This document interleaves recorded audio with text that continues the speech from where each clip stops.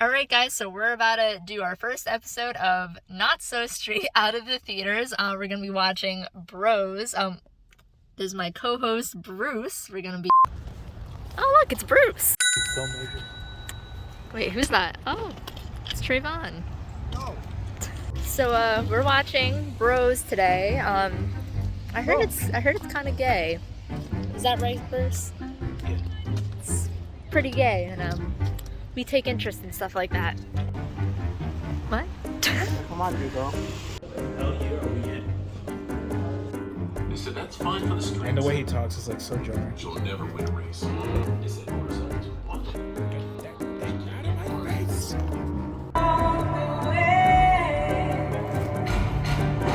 Get enough of America's #1 movie theater. Alright guys.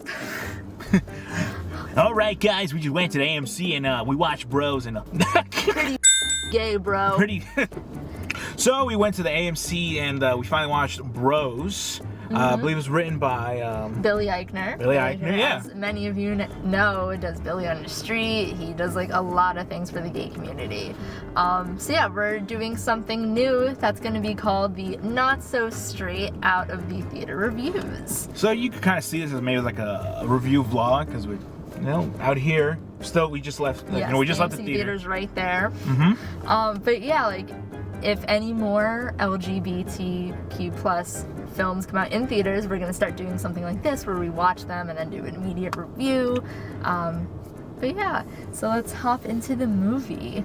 For one, I love rom-coms. I love them to death. I really love this movie. I had so many laughs. I think it's something we definitely needed in the community for a while, to see something big and gay just out there in theaters instead of just something that just comes out on like Netflix or just other streaming services. Yeah, and you know, I'm not much into rom-coms either. So maybe this review is a little bit balanced. You know, you have one who's a big rom-com fan, me who's not much a big fan of rom-coms. So, watching it, especially in the theaters, you know, with because we had other 3 people joining us as well, and I think it was an overall fun experience. We were all There's so much laughs and just things that just happen where you just hear. I think it was Zach just let out such a huge laugh, and there was a few times where I kind of bent over myself and I'm like, oh my god. There was a joke and then.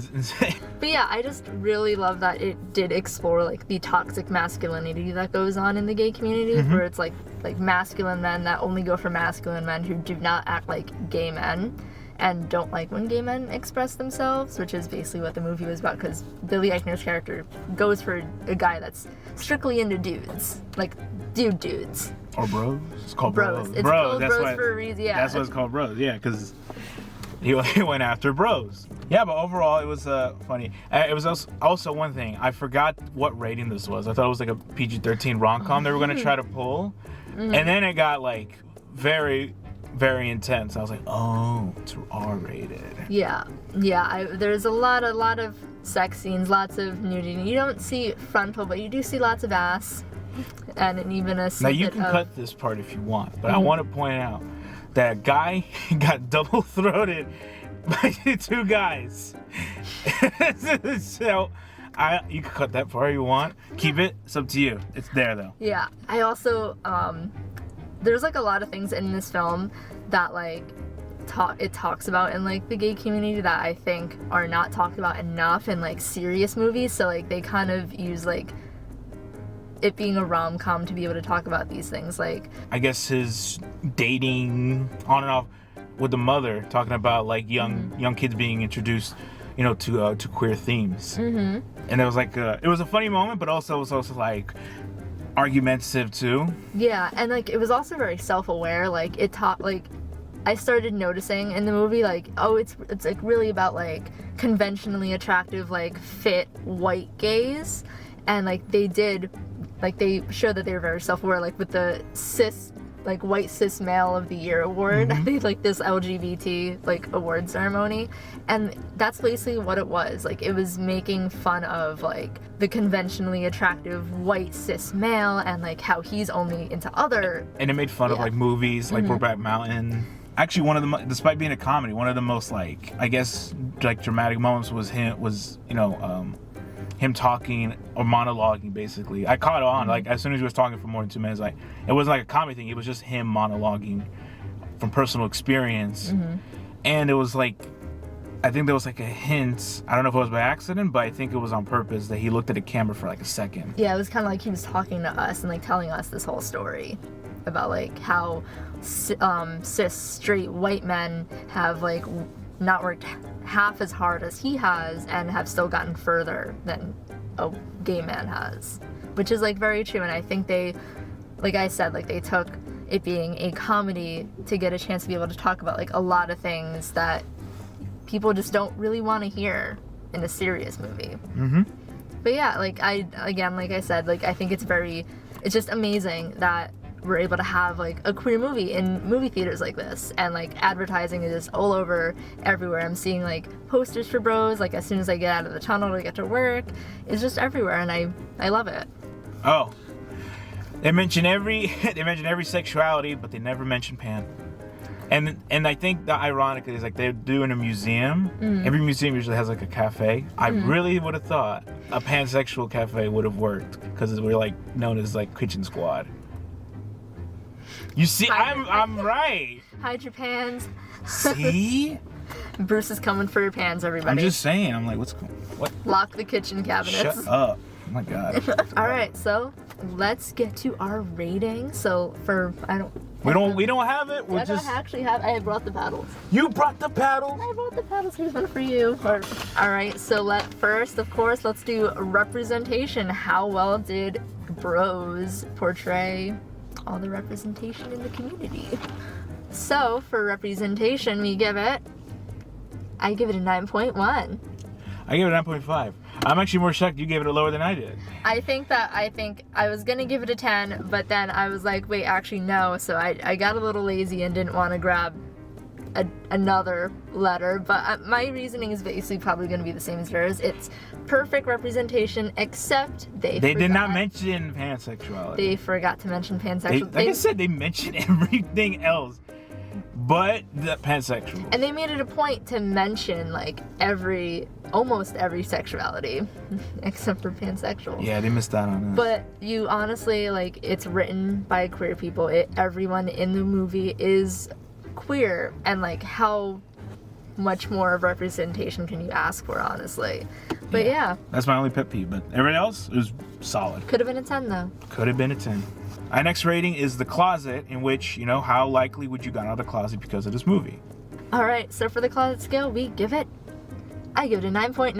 I give it a 10. But yeah, I mean, there's nothing really bad to talk about it. There's nothing bad. I mean, I guess it's just there's nothing negative about it. It was like if it was just about the relationship, but that's a relationship. That's just how it is sometimes. So it's not it's not like what who he was dating was like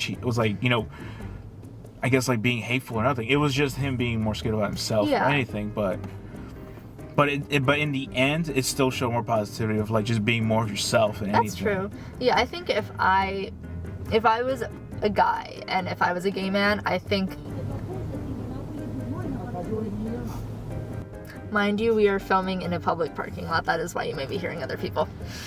But anyway, I think if I was a gay man, maybe my score would be a little bit lower, because I think I would be afraid of the toxic masculinity that comes within like the gay male community. Because like a lot, like this movie kind of showed like, oh, there's like a lot of gay men that are looking for like, you have to be super fit and young to be like attractive in the community, which is kind of what Billy Eicher experienced. Well, maybe that too, but there was also a lot of big guys that also just like that still got some love, so I didn't really feel too insecure about myself for that.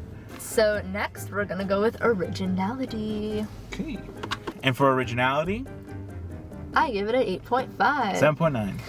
I think like the whole, as a lover of rom-coms, I've seen this type of story before, maybe just in a different font.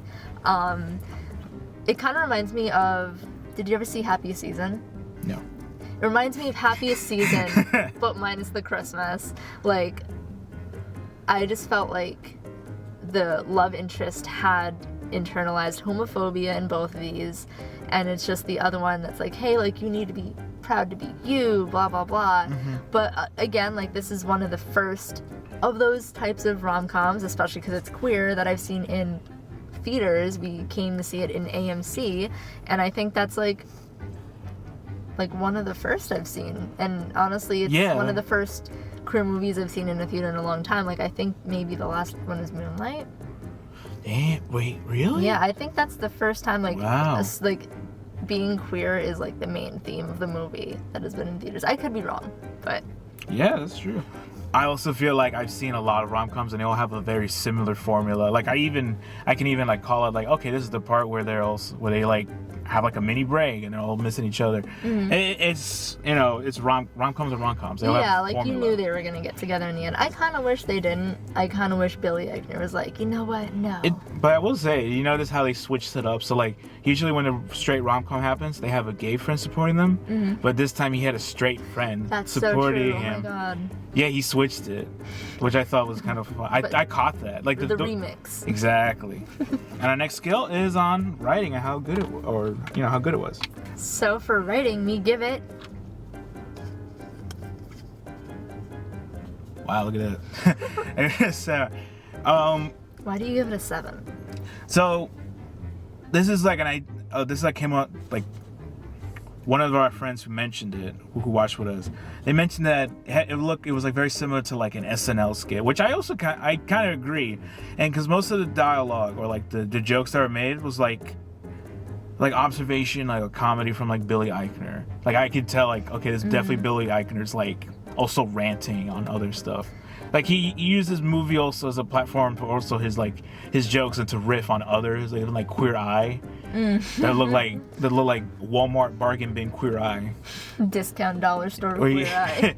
Yeah, and no doubt some of the writings and the jokes were actually like, they got me laughing most of it. But other moments I was just like, but majority of it was pretty good. Just someone not that much. I mean, I give it a 9 because I was thoroughly entertained by like everything that was said in the movie the entire time.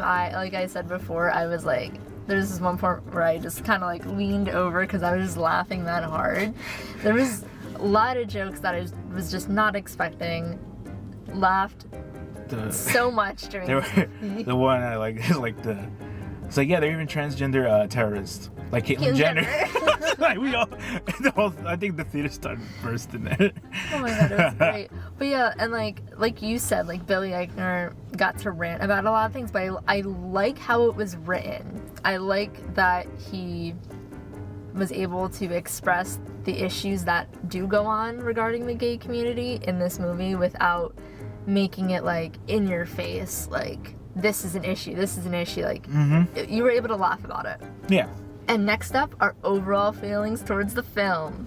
And so for our overall feelings towards Bros, I gave it a 9. I give it an 8. Like I said, so entertained by this movie. I think we need more queer films in the theaters, and hopefully this is just the beginning of it all. Yeah.